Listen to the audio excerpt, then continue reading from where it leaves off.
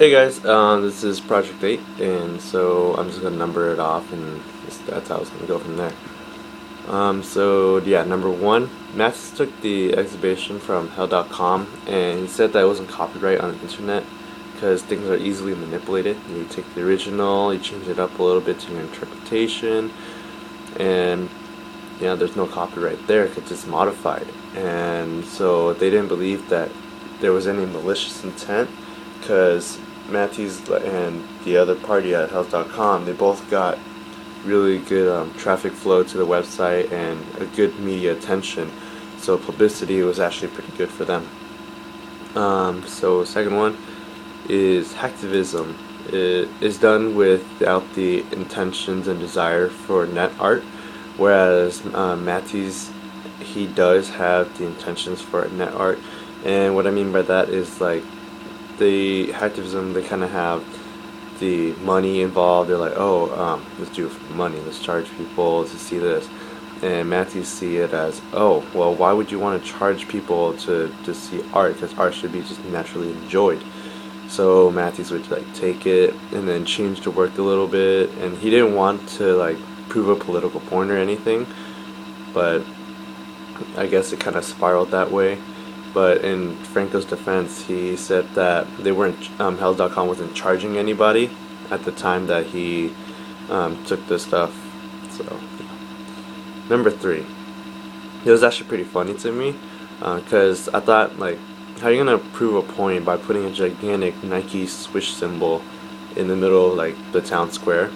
And it actually pranked the city, and at the end of the day, the town thought that it was like Nike and all, but it really wasn't Nike. And Nike like kind of sought out to sue the other people for money, and the town was just a victim of the prank.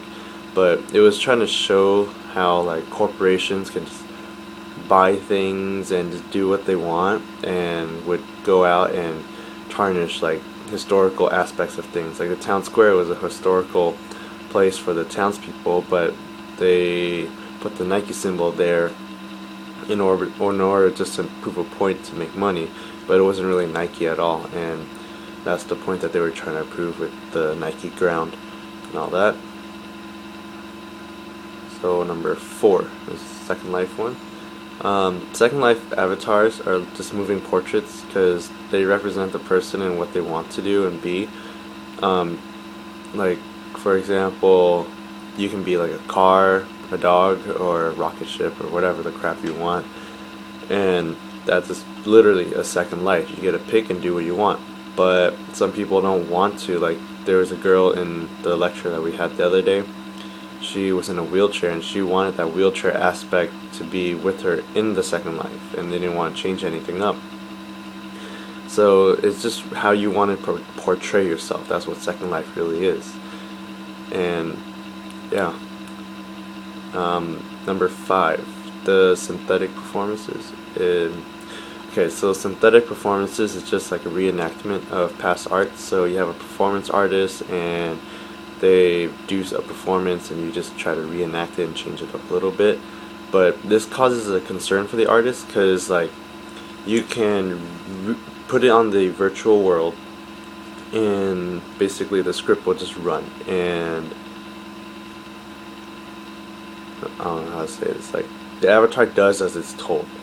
Whereas if you have somebody else do it, let's say like I have Nancy Pop as my VRAG artist, and basically she does her own performances. So if I was to do her performances, I would have a different interpretation of it. So I might change something up a little bit, and it's not where her intent was supposed to be.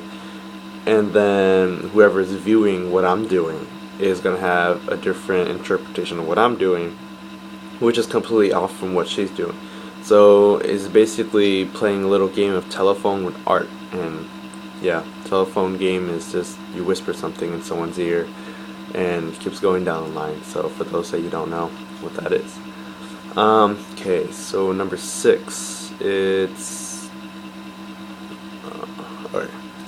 So this, for number six, it affects like a good percentage of people that are in the virtual world or part of the Second Life kind of thing, where they can walk by a virtual gallery of an artist and they don't think that it's art, and they can find it offensive and weird. Like there was one in the book they were mentioning about naked people. So it's kind of weird for most people. You walk by and you see like a bunch of naked people kind of thing. And on a normal basis, people would go to the museum, like LACMA for an instance. Like you go there, you know it's art, so you can interpret it a certain way. But when you move to a virtual world, you're like, well, I'm here to play games, I'm here to network with other people or something like that, along those lines, and you see something like that and you're like, okay, this is kind of weird, and you don't even take it like for a second thought, and you just keep going on with whatever you're doing, not knowing that it's art. So it affects people in that way. But the plus point on that is it can be a lot of people can see the art, and you don't have to really pay per se or go to the art gallery just to enjoy it. You can actually see it on a virtual world. So that one's kind of iffy for me personally. Number 7. Alright.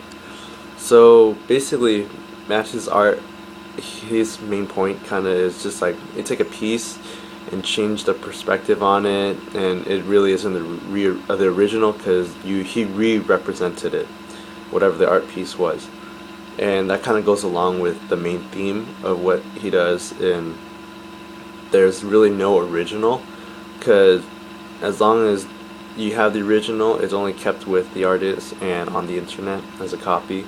But people will just take the original, manipulate it a little bit, Photoshop it or whatever. They'll change it up a little bit, and it's not the original anymore. It's modified, it's changed in that way. And that's how art, in a sense, is just continually evolving and keep on growing and changing for countless centuries. There's a little bit of something changed or added on to some previous artwork. And the last one, Flogging Dead Horse, it's actually a song by a group of artists, and the meaning behind it is just that corporate people will ruin art. Not will, but they could, they would ruin it for the benefits for themselves, just for the money.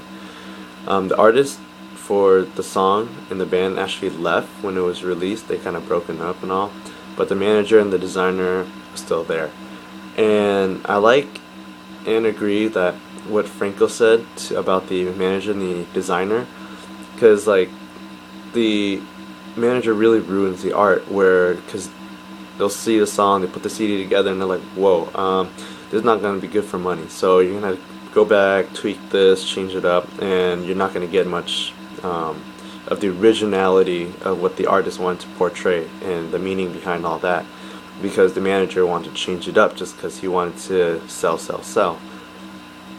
And that's what the chapter is mainly about, talking about the managers and designers, what that will ruin the artist and the art itself. And there was a quote in the book, and it's basically just saying like the designer and the artist is just like the lowest of the band, but yet they don't have the intent of the band, and the art for them is at the lowest priority for them. They just want the money, and that's all they in it for. So yeah, that's it for this week, and we'll do Project 9 next week.